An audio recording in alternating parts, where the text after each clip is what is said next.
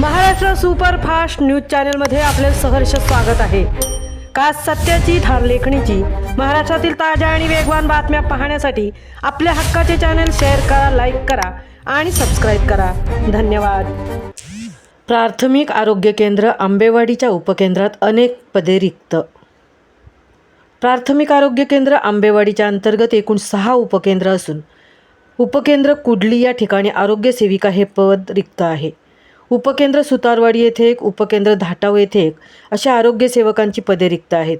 तसेच उपकेंद्र सुतारवाडी, उपकेंद्र तळवली, उपकेंद्र संभे घाटाव या ठिकाणी समुदाय आरोग्य अधिकाऱ्यांचे पदे रिक्त आहेत।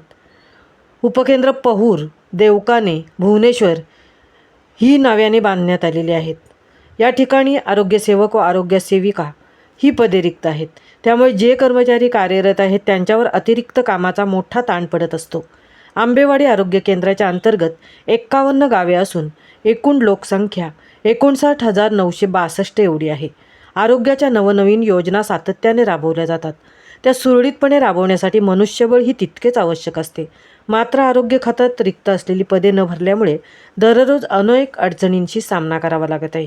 सुतारवाडी येथे पूर्वी पूर्णवेळ परिचारिका कार्यरत होत्या, मात्र काही दिवसांपूर्वी तिची इतरत्र बदली झाल्यामुळे तेथे परिचारिकेची जागा रिक्त आहे।